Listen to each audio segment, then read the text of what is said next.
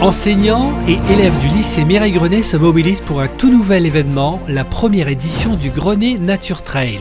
Un rendez-vous sportif, solidaire et éco-responsable qui aura lieu le dimanche 7 juin 2026 au départ du lycée à Compiègne.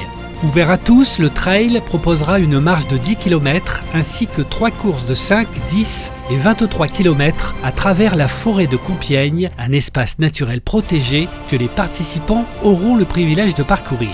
À l'origine de ce projet, Nicolas Roussel, professeur et coordinateur de l'événement. Son objectif, sensibiliser les élèves et les coureurs à la préservation de la forêt. On veut sensibiliser notre public à la préservation de l'environnement et du milieu forestier. Pour cela, il a mis en place un partenariat avec l'Office national des forêts afin de faire découvrir le travail des techniciens qui entretiennent nos forêts compiègnoises et veillent à la sécurité de tous. 2 éco-délégués du lycée ont ainsi accompagné Nolan, Lilian et Bénigne, 3 techniciens de l'ONF dans une mission essentielle, le martelage des arbres. Un terme qu'ils ne connaissaient pas encore mais qu'ils ont vite relié à des gestes précis, à un véritable savoir-faire. Ah, j'en ai appris beaucoup de choses sur le métier des forestiers. Je pensais même pas qu'il y avait des agents de la forêt, ça je savais même pas. J'ai bien aimé découvrir tout ce qu'ils font pour garantir cet écosystème là. Du coup, pareil, ils coupent pas les arbres pour couper quoi. Là. Et la parcelle. Voici le premier volet de 3 reportages en immersion au cœur de l'ONF. Donc ouais, c'est des grands chemins qui sont souvent très fréquentés. Donc c'est important que ces chemins-là en priorité soient sécurisés. Une rencontre entre des élèves curieux et des professionnels passionnés par leur métier.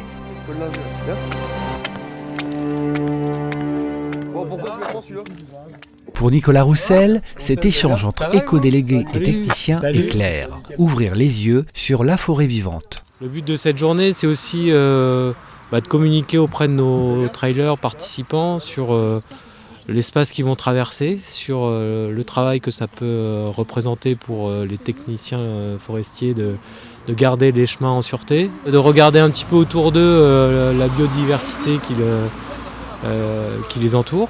Rendez-vous à la maison forestière de Vaudrempont, à 2 pas de Compiègne. Mission du jour pour nos 3 techniciens, coupe sanitaire et repérage des arbres bio sur les parcelles 1 et 2.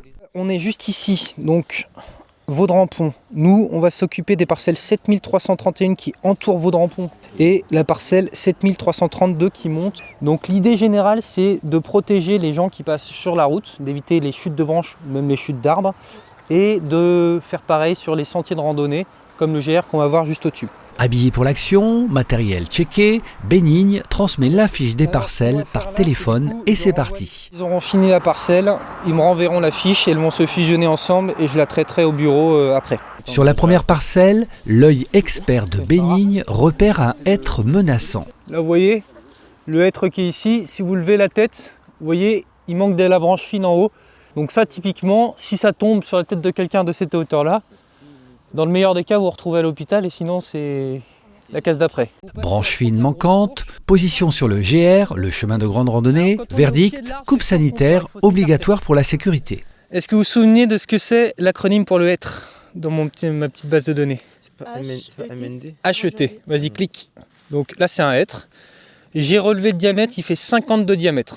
Ok, là il y a toutes les informations qui sont récapitulées. Si on a tout bien fait notre boulot, on peut valider. Et là, le petit bip que vous avez entendu, il a pris le point GPS. Donc cette tige-là, elle est rentrée. Hauteur, diamètre, essence et point GPS. En chemin, notre éco-délégué se demande si le dépérissement de ce hêtre n'était pas dû au réchauffement climatique. Et il y a des périodes de sécheresse un peu plus longues qu'avant. Et surtout, il fait plus chaud. Et c'est ça qui va causer le dépérissement. Heureusement, ils ne vont pas causer de dégâts. À chaque pas dans la parcelle, toujours la même rigueur pour les techniciens. Mesurer le diamètre avec le compas forestier. Alors les petits comme ça, jusqu'à 32 diamètres, on ne met pas de coup de marteau. Débattre entre techniciens, couper ou pas. Après il penche de ce côté-là, il tombera là, hein. T'embête pas. Valider, géolocaliser via GPS sur l'appli téléphone, marquer l'arbre, le fameux martelage et le poinçonner. Donc une de chaque côté.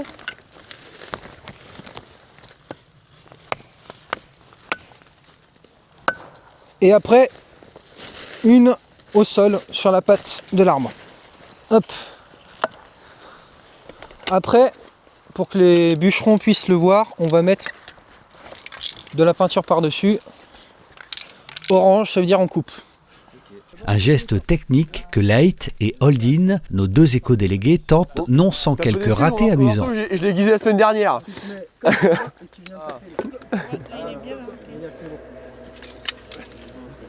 Enfin, spray orange pour alerter les bûcherons sur la coupe future. En forêt, chaque marquage a sa signification. Orange pour la coupe, bleu et rouge pour guider les engins. Donc, du coup, pour éviter qu'ils roulent partout et qu'ils écrasent partout, on leur indique un chemin et un chemin unique à prendre. Vu qu'ils passent à un seul endroit, nous on sait où ils passent et on peut s'en rendre compte tout de suite. Triangle inversé couleur chamois pour les arbres bio. Faire du bio, c'est en gros c'est marquer des arbres à très fort intérêt écologique, comme celui de derrière, qui va servir du coup aux espèces, à tout le cortège faunique et floristique de la forêt, quoi. Et ça, vous pouvez voir qu'il y a une marque de couleur chamois, un triangle inversé. Donc là c'est qu'on le désigne en arbre bio. Et il est vraiment référencé, puis on n'y touche pas et puis on le préserve au maximum, quoi. Voilà. Ça, c'est des galeries d'insectes et il y a des oiseaux qui sont venus les manger. Donc là, ça sert de maison, ça sert de frigo et en plus, ça sert à couvrir les arbres qui sont derrière. Une autre surprise sur le chemin attend encore le groupe. Un frêne couché en travers du GR. Décision rapide requise. Ça, il faut vraiment qu'on l'enlève parce qu'il va casser là comme ça.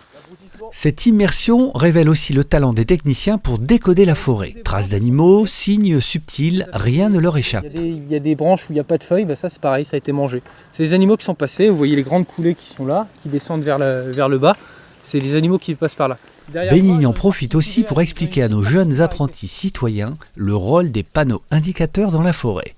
La forêt elle est organisée comme ça, en étoile. Vous voyez, il y a des chemins dans tous les sens. Ça c'est très pratique parce que vous mettez un cavalier ici et il peut voir les animaux franchir les chemins dans tous les côtés. Une initiation riche en découvertes qui s'est terminée en fin de matinée pour notre groupe du lycée Mireille Grenet.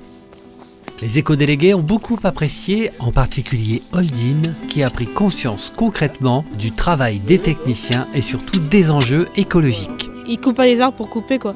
Il coupe l'arbre pour protéger par exemple les coureurs, les gens qui marchent sur les chantiers, les promeneurs. Et si c'est ne tenait qu'à eux, ils devaient garder des arbres, par exemple comme on l'a vu, des arbres bio pour l'écosystème, les oiseaux et les chauves-souris et tout. Et franchement c'est grâce à eux si la forêt tient sur ses deux roues, on va dire. Et puis voilà, je leur souhaite que le bien.